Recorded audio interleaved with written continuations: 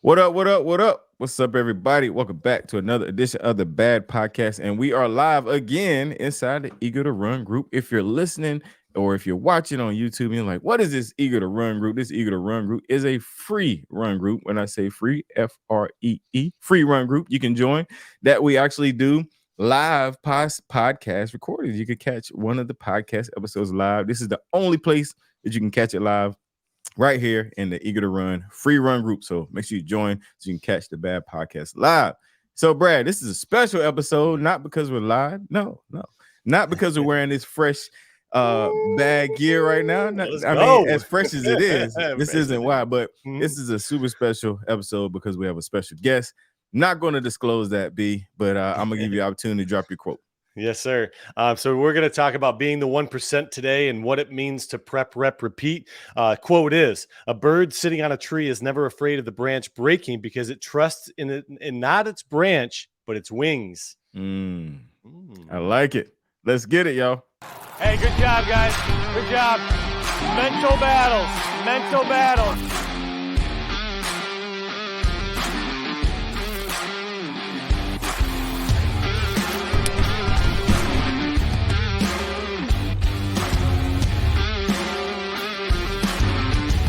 Man, each man for life, baby.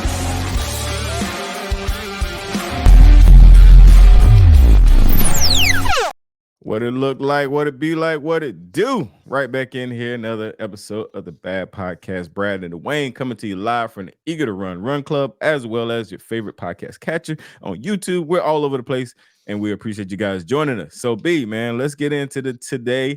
But before we do, I have to shout out Atlanta, man. I had a lot of folks come through when we was in Atlanta saying they love the podcast. They love what we're doing. It's part of their routine. They make it part of their cardio. So big shout out to Atlanta, man. We had a lot of fun there. It was wet, but it was fun. Pause. But this but that's what it was, man. That's what it was. B, what you want to say, man, before we get in this? You know what? It's in trial and tribulation where people just show up and show out and they show you what they're made of. It was just a downpour, a torrential downpour, a monsoon, if you will, man. And everybody was joking. The louder that Bradley talked, the more it came down on us. But despite what was going up up in the clouds, people were extremely excited, and the common theme was just smiles, man. And it inspired me to just keep on doing the thing, man. Keep on raising that bar. And man. So shout out to Atlanta. Shout out to the A. Nice. Yeah, man. So, the funny thing about that is, me and Ty were on the little Gator thing. And as you counted down, the rain got harder. He was like, in 5. Boy, it was like, I was like, man, what is Brad doing? But anyway, all right. So we do have a special guest, man. I'm gonna let you introduce him as I bring him, or just kind of lead in. He's having some camera issues, but we do have the audio. So we're bringing on none other than Tony. What's going on, man? How you guys doing? Can you hear me okay? Yes, sir. We can hear you. Oh, I don't know what's going on with the camera thing, but it's a good thing because I'm not that cute anyway. Hey, man. So, hey, Tony, I want you to go ahead and introduce yourself, and I'll tell after you introduce yourself, I'll tell everybody how I sort of know you. Well, I'm Tony Lugo. I live in the island of Puerto Rico. I am a professional announcer for the Ironman brand, as well also cycling events, running events, rock and roll marathons. I mean, you name it, you give me a microphone, I'll announce it. So, and that's what I've been doing for a living since 2011. I'm pretty much involved in sports. I do some sports. I do triathlon. I say I participate. I don't compete because I'm usually on the back of the pack because I like to get my money's worth out of my registration fees. So, basically that's what I'm doing at the moment. I love what I do. I don't consider it work. I enjoy every moment of it. I enjoy every call that I make at every single event that I call in, whether he's a first timer, an old timer, it doesn't matter. I mean, as long as it's memorable, that's what I care. Yeah. That's amazing. And so the way I know Tony is many of the people that are listening to this podcast know that I am an Ironman. I did an Ironman in 2022 in Maryland, Cambridge, Maryland. And you were one of the people that was walking around before the event even started. And you were just kind of encouraging everybody to, hey, man, muster up. It's game time kind of thing. And you motivated me. You know, it's a lot going through the mind before an Ironman or a marathon or anything like that, a physique show, a fitness competition, anything like that. But you were on the front lines, man, and you were going around and again, we're gonna show a clip at the end where you came around and you gave me the pat on the back and said, hey, but it's game time. But today we're going to talk about a couple of things, and two things that are really important in the fitness industry and in the run industry. So I want this to be for the viewers. I reached out to Tony and said, hey, I want you to be on the podcast. It's a running podcast, a fitness podcast. And the first thing that he said back to me is, well, I'm just in the middle of the pack runner. I'm just a finisher. I'm just this and just that. And, you know, I one of the big platforms that I'm pushing right now is there is no just. Even in a 5K, there is no just or an only. My guy Tony is a 13-time Ironman finisher. He's done some major marathons, including Boston and New York. He's the Ironman announcer, and still, you know, he has troubles with you know, telling people how awesome he is, man. You're extremely humble. But I don't, you know, as far as growth goes, I think a lot of times we downplay those achievements that we rack up over time. And I don't know exactly why. It might be internal dialogue. It could be a million things, but I just want all the viewers to know that this guy is the real deal. There is no just, there is no only in Tony Lugo. So yeah, man. Yeah, I really appreciate that. I appreciate that. I mean, Brad, really appreciate that. I tell you this, for a long time, and I did my first Ironman in 1999. It was Ironman Florida, the inaugural. And I got the opportunity to call Ironman Florida in the 25th anniversary, just past November. And I did my first marathon in 1995, you know, New York. And I had never, ever considered myself an athlete, ever. I mean, I'm just, because the thing is, I mean, I started doing this because, like most people do, they want to lose some weight, you know, quit smoking and do something different. And that's what I did. And I did my first marathon in 95. And basically I was trained by myself. And I mean, I did like 4 something. I'm just like, okay, so this is great. So I got to do it again, because I don't believe I've done this. So I did it 2 more times, just in case. Same thing happened with my Ironman thing. I mean, in 99, when I did my first Ironman, because I thought it was a fluke. I mean, I trained with a piece of paper that says 13 weeks for a 13-hour Ironman. That sounds good. You know, I had 13 weeks left. So I said, that sounds really good. And so that's why I never kind of like considered, because I never had a coach, which I always tell people, get a coach. I mean, if you're going to get serious about something, get a coach. Yeah. You know, and that way you can be, I mean, if you think you're good, you can be a lot better. You know what I mean? So yeah, get a coach, get somebody that can guide you. I mean, you do a great job with the group. And if you're starting in the running scene, I mean, get a good pair of shoes. You know, go get the shoes and get somebody to tell you what kind of shoes you need, because you step different than anybody else. So yeah, I mean, but again, I mean, I never consider myself an athlete, and I just keep doing it just to make sure that I am. I love that, man. And I think that's where I'm at too. I do consider myself an athlete, but I still continue to come back and raise the bar. And Dawain knows that I'm all about the extremes. And I have certainly made it very apparent and clear that I am a retired Ironman. But I've always said, if one of my sons says, hey, I want to run an Ironman, I will be side by side with one or both of my sons. And you know, it's just one of those things. It's one of those reminders. Am I still capable of doing this? And I think that's the exciting thing about fitness. Like there's no no end game. There's no destination. That's the cool thing about this. And Dawain and I, we are a part of E2M Fitness, and it's a weight loss program. And a lot of people will always talk about the goal and the finish line and what to obtain. And I always tell everybody, man, the finish line is a reminder of how far you've come, how strong you've gotten. Go ahead. The journey. It's the journey. Yeah, but it's that finish line, that finish line is the start line, and that it is. It's a continuous journey, and it's a never-ending journey. And I love that for sure. Yeah. Tell you what, I mean, and I just, now that you mentioned age and to your two sons, I called the guy at 70.3 Cartagena, Efrain Delgado. Efrain Delgado is 80 years old. He finished in 8 hours within all the limits. And his two sons, the 45-49 was first place, and the 40-44 was second place. Wow. So it's all about the example that you give to your kids. And I mean, and if you teach them anything, they're like sponges, and so is everybody else. I mean, if you get someone who doesn't have any experience of running, teach them. They're sponges. I mean, as long as they're interested in it, yes, of course they are. Yeah. Right.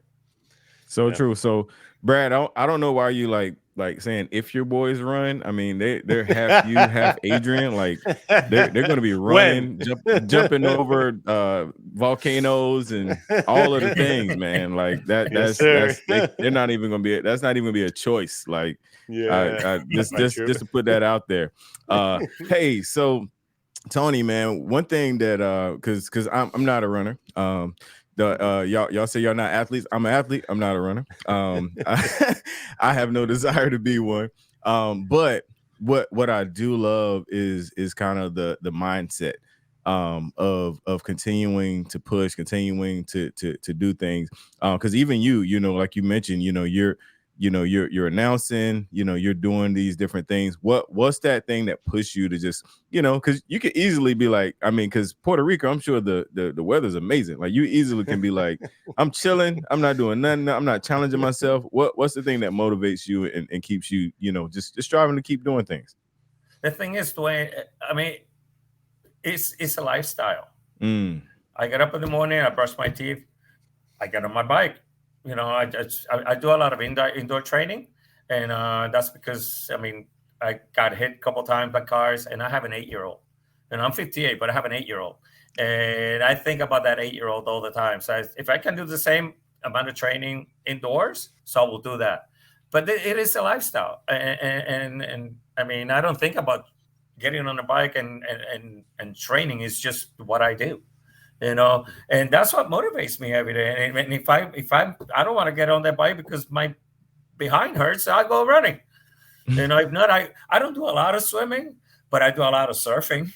So I consider that kind of like, you just, hey, I'm getting wet. You know what I'm saying?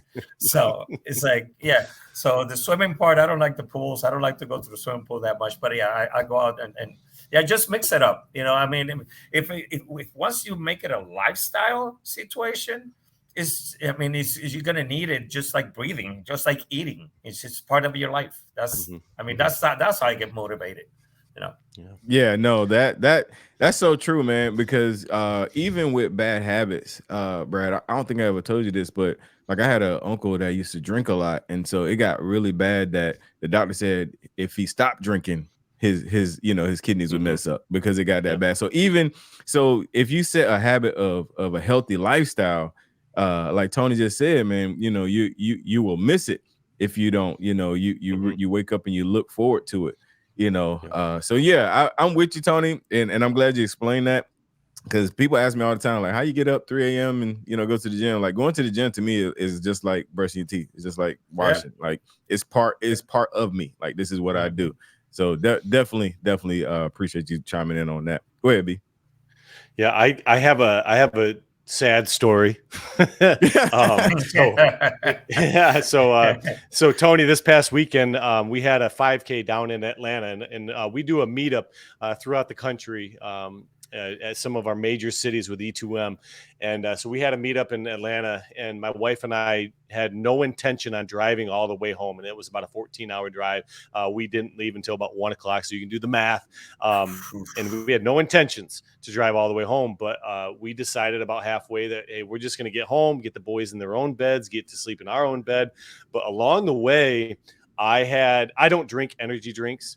I do drink coffee, but I don't drink energy drinks. But I had several energy drinks, several cups of coffee, very little water. I had protein bars. I just put all this junk in my body to stay awake, and I'm telling you, man, that Sunday, the next day, I mean, head was pounding, body was aching, and you talk about lifestyle. Some people don't know what it feels like to feel good. Like I felt like I felt on Sunday because of what I consumed that entire Saturday night going into Sunday morning. Like that's what what that fuel does for the body. And I'm telling you, man, I felt like I got hit by a freight train.